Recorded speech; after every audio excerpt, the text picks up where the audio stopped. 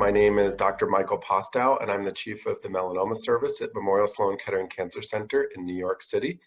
It's my pleasure today to talk about several important topics relevant for patients with melanoma in terms of understanding their treatment options and how we're moving forward as a field.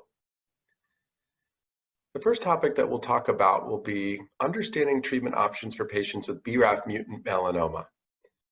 So the question really is what's the correct choice or treatment considerations for first-line treatment for patients with BRAF mutant melanoma? As we may already know, BRAF mutations are present in approximately 40 to 50% of patients with melanoma. A lot of times a doctor might talk to you about having a genetic test performed for the BRAF mutation to see if it's present in the melanoma tumor to decide if treatment with BRAF-directed therapy is appropriate. And the important thing to consider is that as we talk about this, it is technically a genetic test to see if the BRAF mutation is present. But when the BRAF mutation is present in a melanoma, that does not mean that it's a genetic disorder. It does not mean that kids or siblings or other family members could be affected by having this BRAF gene. So when you have a BRAF gene in your melanoma, it just means the melanoma itself has the BRAF gene that is producing a protein that's abnormal and can be effectively treated with drugs that target the BRAF mutation. So when we think about the correct treatment for a patient with BRAF mutant melanoma, there's a few different considerations. And the first thing is that the treatment, when you give treatment for patients with BRAF mutations, there are two main strategies that one can think about. One strategy would be giving pills that target the BRAF mutation and the pathway that's excited by the BRAF mutation being aberrant. And that's called oral targeted therapy. Oral because of the pills that are taken, targeted therapy because it's targeting specifically the BRAF mutation that's abnormal in the patient's melanoma. Again, about 40 to 50% of people will have that. So it's usually a combination of two pills, a BRAF inhibitor and something called a MEK inhibitor, M-E-K. And the combination of those two pills has been shown to be better than taking one of the pills by itself.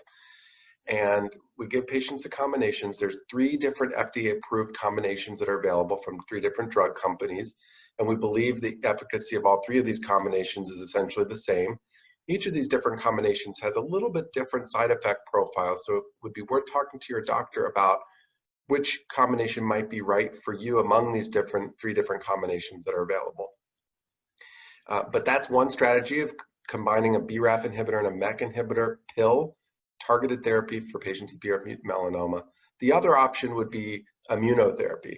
And immunotherapy is different. You can't eat immunotherapy like you take pills. You have to have immunotherapy infused by intravenous infusion into the vein, usually in your arm or hand.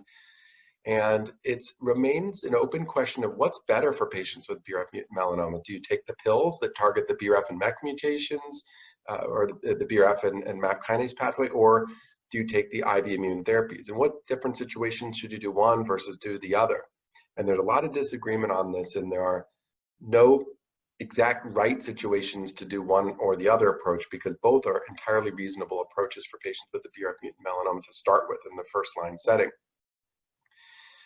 One situation that one thinks about perhaps being better to start with BRAF and MEK inhibitor targeted therapy is in patients with very symptomatic melanoma, meaning if the melanoma is causing pain or bleeding or causing a specific problem that you really want to make sure you get the melanoma shrunk as quickly as possible.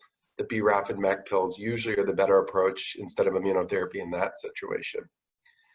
Some situations favor immunotherapy in patients with BRAF mutant melanoma, and the situation I think that most strongly favors immunotherapy in patients with BRAF mutant melanoma is situations where there are very small melanoma lesions in the brain for which you don't need to be on steroids for. That might be a situation where actually it's better to start with a combination of immune therapy drugs as opposed to the BRAF and MEK inhibitors as the first treatment approach. So a lot of debate on what's better between BRAF and MEK inhibitors or various different immunotherapies. And I think at the present time, it's patients who need that immediate rapid tumor shrinkage with the BRAF and MEK inhibitors.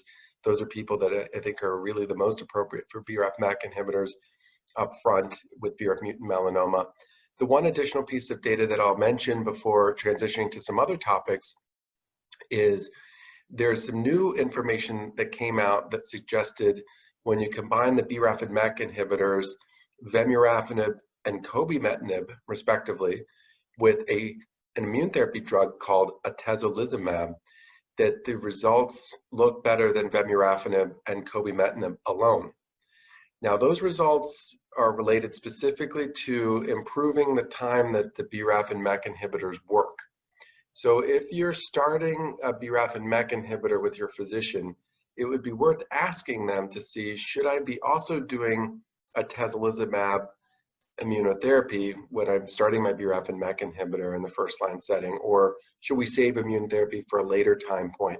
And there's a lot of debate and controversy on, would patients really need to start with the triple of all three drugs, or is starting with the BRAF and MEK inhibitor alone sufficient? I think for now, the jury is still out on how important it really is to add the immune therapy to BRAF and MEK inhibition. So really the decision for most BRAF mutant patients is starting with the BRAF and MEK inhibitors alone, or starting with immunotherapy alone. The triplet is a little bit of an exception, and more to come with more data later in 2020 on that particular topic of triplets. So with that, that concludes what we would be talking about for treatment decisions for patients with BRAF mutant metastatic melanoma.